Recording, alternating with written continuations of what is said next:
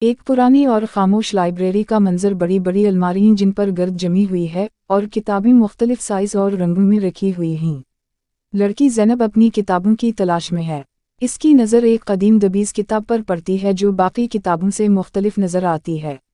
زینب کتاب اٹھاتی ہے اور جیسے ہی اسے کھولتی ہے، کتاب میں سے سنہری روشنی نکلتی ہے۔ الفاظ حرکت کرنے لگتے ہیں اور کتاب کے اندرونی صفحات میں سے جادوئی منظر ابھرتا ہے۔ زینب حیران ہو کر کتاب کو دیکھتی ہے۔ جیسے ہی زینب کتاب کے اوراق پلٹتی ہے، وہ اچانک کتاب کے اندر کھینچی جاتی ہے۔ وہ ایک عجیب و غریب جادوئی دنیا میں پہنچ جاتی ہے جہاں ہر چیز روشنیوں سے چمک رہی ہوتی ہے۔ پرفضا میدان اور جادوئی درخت چاروں طرف ہیں۔ زینب اس حیرت انگیز دنیا میں آگے بڑھتی ہے تو اسے مختلف جادوئی مخلوقات نظر آتی ہیں۔ ایک چھوٹا چمکتا ہوا پری جیسا جانور اس کی طرف آتا ہے اور اسے خوش آمدید کہتا ہے۔ وہ مخلوق زینب کو بتاتی ہے کہ وہ اس دنیا میں منتخب کردہ مسافر ہے۔ زینب کو اس دنیا میں اپنی مہم پر نکلنے کے لیے ایک پہیلی حل کرنی ہوتی ہے۔ کتاب کی ایک اور دنیا میں داخل ہونے کے لیے اسے جادوئی درخت کے نیچے چھپے ہوئے خزانے کو تلاش کرنا ہوتا ہے، لیکن راستے میں اسے کچھ چیلنجز کا سامنا کرنا پڑتا ہے۔ اسے پہاڑوں، جادوئی جھیلوں اور عجیب و غریب راستوں سے گزرنا پڑتا ہے۔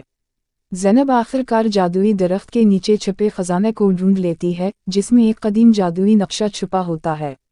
اس نقشہ کے ذریعے اسے کتاب کی دوسری دنیا میں جانے کا راستہ ملتا ہے۔ نقشہ کی پیروی کرتے ہوئے زینب ایک اور جادوئی دروازے کے قریب پہنچتی ہے۔ جیسے ہی وہ دروازہ کھولتی ہے، وہ ایک نئی رنگین اور حیرت انگیز دنیا میں داخل ہوتی ہے، جہاں ہر چیز اپنے آپ میں ایک جادوئی پہلو رکھتی ہے۔ نئی دنیا میں زینب کو وہاں کی ملکہ سے ملاقات ہوتی ہے، جو اس دنیا کی نگہبان ہوتی ہے۔